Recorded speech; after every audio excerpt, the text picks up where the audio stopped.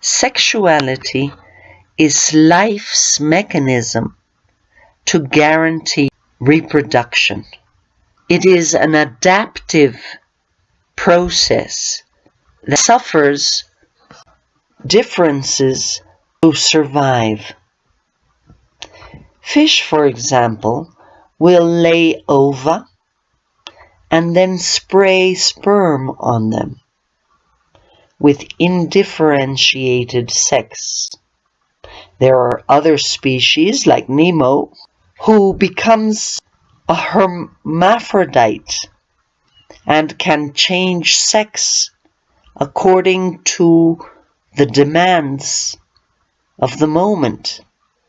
If there is a shortage of males, the female will become a male, or vice versa.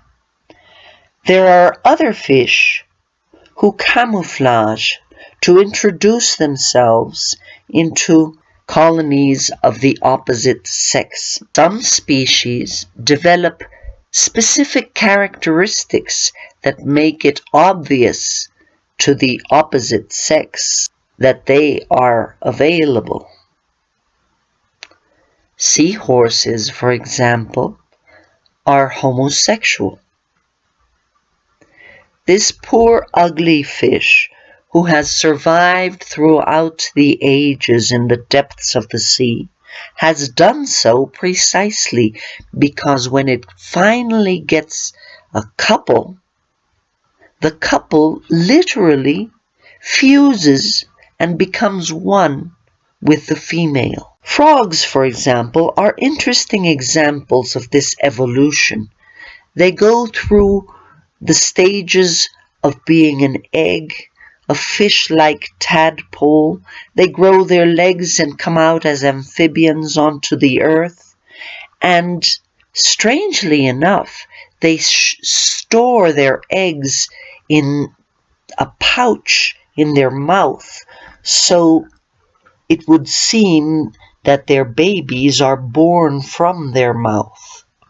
Even flowers have sexual characteristics that guarantee fertilization. Some insects guarantee the survival of their eggs by rolling and protecting them from external dangers. Spiders, like the black spider, will kill the male once he has fertilized the female. Other insects develop specific characteristics for reproduction, and the female becomes much bigger. In the short span of a day, butterflies will fertilize not only themselves, but flowers. Peacocks are a good example of males developing characteristics that will be attractive to the female in order to guarantee fertilization. The cock, though known because of his masculinity, actually has no penis. They fertilize by rubbing against each other. Some of these wonderful birds will fly from the North Pole to the South Pole and always end up with their one lifetime partner. They are monogamous. Some rodents develop characteristics where the female is specialized in fertility to the point of not being able to even come out of its dug-in home. The prairie dogs are another good example of monogamy. Elephants are not only loyal to their lifelong partner, but to the bones of their ancestors, and will periodically return to where they have left their grandparents' bones. The sea lion has a harem, much like the lion. The hyena has babies through their penis.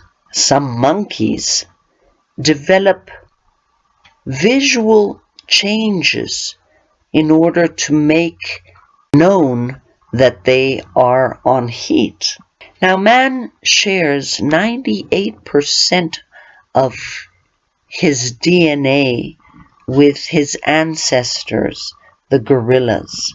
So it comes as no surprise that they should have such similar sexual behaviors. What is very touching and endearing is to see that even love is a shared characteristic. It literally develops in the midbrain, where emotions are intimately related to hormones. Look at these lovely pictures of fetal development in fish, bats, horses, elephants, dolphins. They are so endearing and remind us that love is intimately related to sexuality to guarantee life.